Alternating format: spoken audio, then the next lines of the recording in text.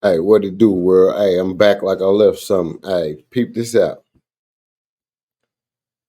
Hey, this video was sent to me, right? Because motherfuckers know I believe in aliens and shit. You feel me? And I got into a little bit of it, but I ain't really get into details. A man, right? I guess he dying or something, and he wanted to tell his truth. But people said he passed the polygraph and all that shit when it came to him being abducted by aliens. So shit, this is on the news. I don't know how many years ago it was or how previous it was, but we're gonna check this shit out, man. Are we alone? Is Earth really the only planet with life, or is something else out there?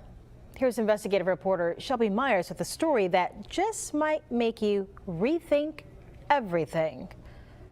It's been a debate for decades. Are aliens out there, and have they ever made contact with us?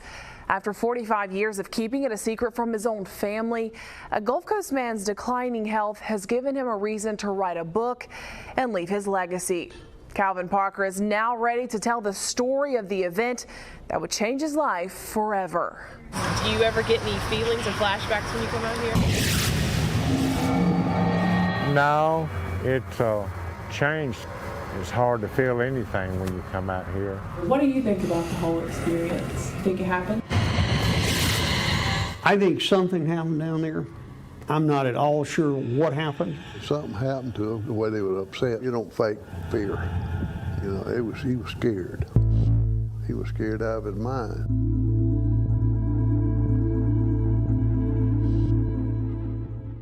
In 1973, Calvin Parker was 19, a hard worker who just wanted to build a home and raise a family. But those plans would be derailed during a fishing trip in Pascagoula. A real bright beam appeared all over us, but it kind of blinded me for a second, and when I got my vision back, I seen three bulky looking creatures coming toward us. Parker will tell you, because of this night, He said after he got his vision back, three bulky motherfuckers. Like, nigga, he ain't see them little slim motherfuckers everybody was talking about. He said bulky, nigga. So, you know what I mean? These motherfuckers probably come in all type of shapes, forms, sizes, weird looks, all that. You feel me? We are not the only ones out there, man. Believe that, man. Come on, man. You got to understand this shit. This shit it don't take a rocket science, man. he spent the last 45 years in hiding, scared to face the curious and unrelenting public eye.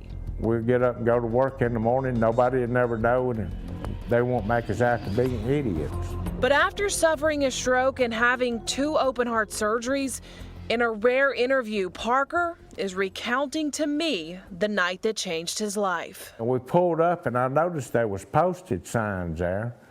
And I said, Charlie, you know, maybe we don't need to go fishing here. He said, no, that's fine. And that's when I noticed some blue hazy lights reflecting coming across from my back, out across the water.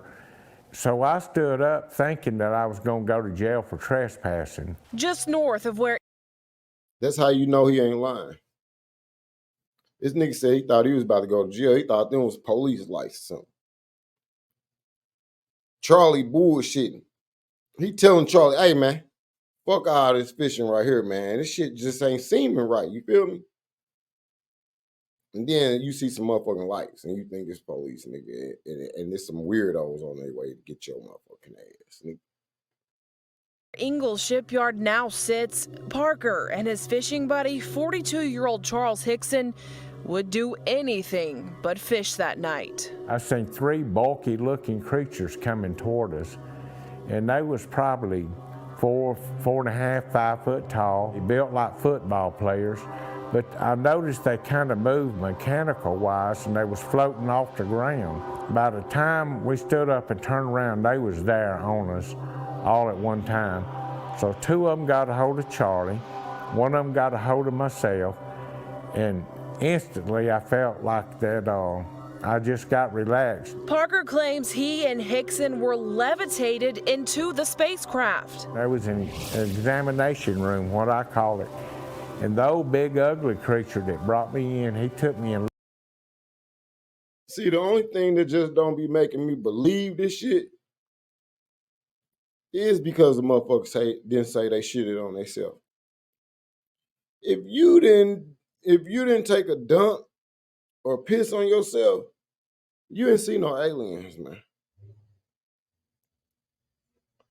On everything I love, them aliens would have been like, what? Hey, can you translate this to him? What is that smell? Neat, because it would have been shit all on that UFO, man. Real talk, man. laid me on an examination table, and he just backed up out of the way. I couldn't move or anything. All I could do was look, and there was something about the size of a deck of cards. This is how much money YouTube has been paying me for a brand new YouTube channel that only has 400 subscribers.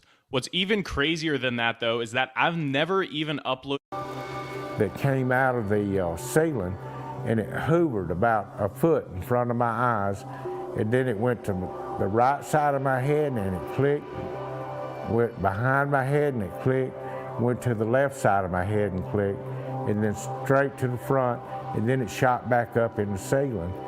And that's when I noticed some kind of little ruffling noise, and this more feminine looking creature came out. She looked completely different than the what I call the robot, because he moved like a robot.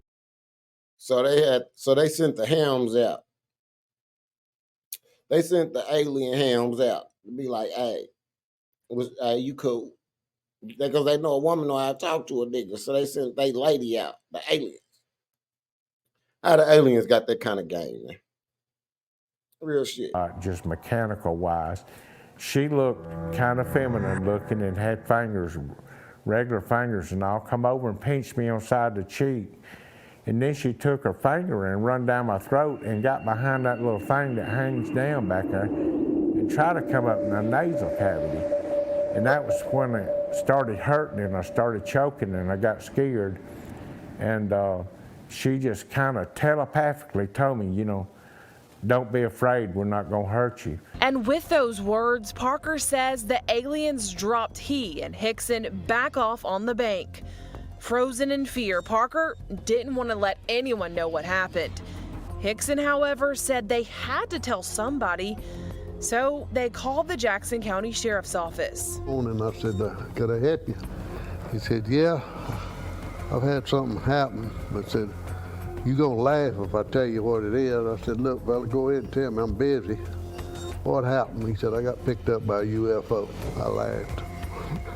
He said, see, that's what I'm saying. Like, how can you tell somebody some shit like that? Because ain't nobody gonna believe it, man. That's crazy. Like, I believe them, man. Real shit. Like, nigga, they just know when to do the shit, bro. And that's so weird, man. And you see, like you said, I'm gonna tell you something. Don't laugh. Nigga, he laughed. I told you he was gonna laugh.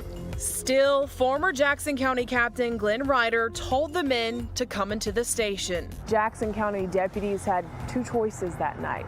They could choose to believe Parker and Hickson had really been taken from the banks of the Pascagoula River like they said, or they could figure out if they were lying. So deputies stuck a secret tape recorder inside an interrogation room back at the station. And it's what they heard on those tapes that made them believe the two were not lying.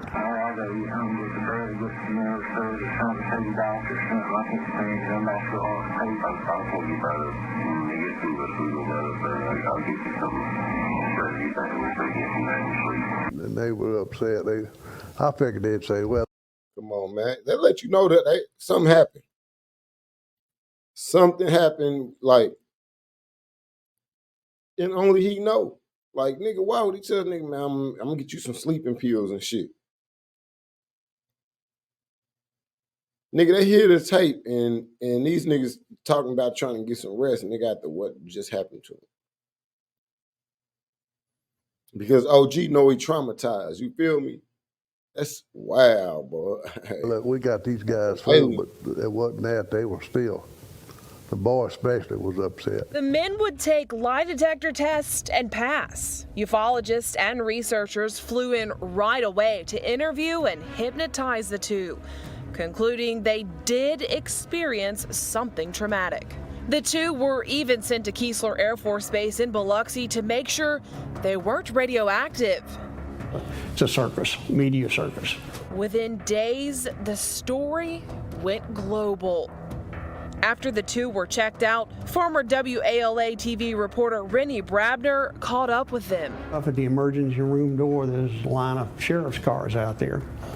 We went in with our cameras going, and at least for the first time saw the two guys. Brabner says to this day, it's still something viewers never seem to forget. There's a reasonable chance that they'll say, wait a minute, didn't you cover those guys getting on the UFO? What do you think? Most of the stories you do, they're gone tomorrow, the next day, or whenever. And it's always intrigued me a little bit that had some legs, some interest, particularly years and years and years later. Like Captain Ryder, Brabner too believes something happened that night, but he isn't sure what. I do not think they made it up in the sense that they created it out of whole cloth. I have been told that particularly Hickson was known to take a drink. Was it at the bottom of a bottle of John Barleycorn? I don't know. Charles Hickson wrote a book on his encounter and spoke numerous times about it. He passed away in 2011. Parker says he's a religious man and believes there's an explanation why he went through what he did. For now, he still ponders why it happened to him. You can't really pin everything down. You don't really know. And that's the point I'm holding now. I don't know what happened. I know something happened. Definitely something to think about. Parker says the city of Pascagoula now plans to place a marker on the banks of the river this summer. We mentioned that this interview is rare since Parker spent most of his life hiding from the spotlight. Well, he says after a year of promoting his new book and speaking, he'll retreat from the spotlight once again. He plans to buy a houseboat and live on it with his wife. That's it. All right. Shit. All right, let me tell you something. Don't laugh at no nigga when they tell y'all some shit like that happened to him. Real shit. Because shit like that be happening. Real shit. That alien shit is real. Whenever you think a nigga bullshitting, I mean, go and get your giggles out or whatever, man. But, hey, listen to a motherfucker that's telling you about them, man. Not nobody that's on drugs and all that shit. You feel me? That's, somebody that's understandable, man. But, hey, more content coming, man. Hey, y'all, you subscribe to the channel, man. Leave your comments, all that, man. Y'all know what it is with me. I'm out.